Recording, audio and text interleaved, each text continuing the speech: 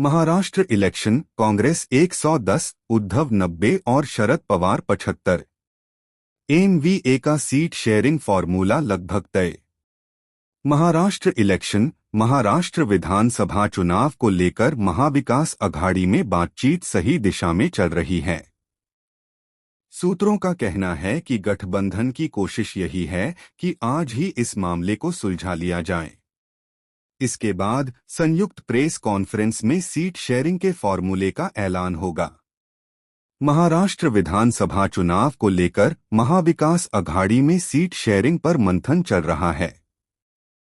सूत्रों का कहना है कि गठबंधन के दलों कांग्रेस, एनसीपी शरद गुट और शिवसेना उद्धव गुट में बातचीत सही दिशा में चल रही है।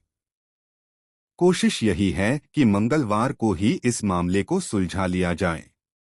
इसके बाद गठबंधन के दलों की संयुक्त प्रेस कॉन्फ्रेंस होगी। इसमें सीट शेयरिंग के फॉर्मूले का ऐलान होगा। सूत्रों का कहना है कि महाराष्ट्र में कांग्रेस 110 से 115, शरद पवार की पार्टी 75 से 80 और उद्धव की शिवसेना 90 से 95 सीटों पर चुनाव लड़ सकती है। सीट बंटवारे के ही मामले में कांग्रेस नेता बालासाहेब थोराट ने शरद पवार से मुलाकात की है। सीट बंटवारे को लेकर कांग्रेस और शिवसेना, उद्धव ठाकरे में गतिरोध की खबरें हैं। महाविकास अघाड़ी में कोई विवाद नहीं। हालांकि थोराट का कहना है कि महाविकास अघाड़ी में कोई विवाद नहीं है। सीटों पर चर्चा चल रही है। उन्होंने कहा है कि वो शिवसेना, यूबीटी प्रमुख उद्धव ठाकरे से भी मुलाकात करेंगे। सीट बंटवारे पर हम हल निकालने की कोशिश करे रहे हैं। इससे पहले थोराट और पवार के बीच हुई बैठक में महाराष्ट्र कांग्रेस के अध्यक्ष नाना पटोले मौजूद नहीं रहे। थोराट का कहना है कि कांग्रेस कमेटी के महाराष्ट्र प्रभारी रमेश चेन्निथला ने उसने शरद पवार और उद्धव ठाकरे से मुलाकात करने के लिए कहा है। महाविकास अघाड़ी के प्रत्याशियों की पहली लिस्ट जारी करने को लेकर एनसीपी, एसपी और शिवसेना, यूबीटी के साथ चर्चा होगी।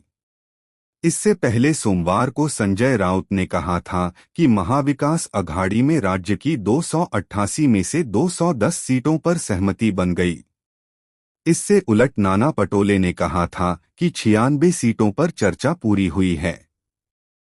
महाराष्ट्र में 20 नवंबर को मतदान होगा।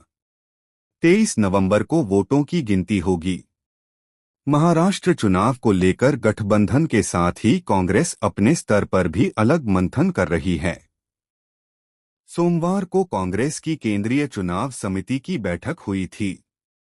इसमें महाराष्ट्र 62 से ज्यादा सीटों पर चर्चा हुई थी। लिस्ट जारी करने में एनवीए से आगे निकली बीजेपी। एक और एनवीए में सीट शेयरिंग पर मंथन चल रहा है। दूसरी ओर बीजेपी अपनी पहली लिस्ट जारी कर चुकी है। पहली सूची में बीजेपी ने 99 सीटों पर उम्मीदवारों के नाम का ऐलान किया है। इसमें 13 महिलाओं को टिकट दिया है, जबकि 3 सिटिंग विधायकों का टिकट काटा है। बीजेपी विधायक गणपत गायकवाड़ की जगह उनकी पत्नी सुलभ को कल्याण से टिकट दिया है। चिंचवड़ से शंकर जगताप को टिकट दिया है। यहां से सिटिंग विधायक अश्विनी जगताप का टिकट काटा गया है।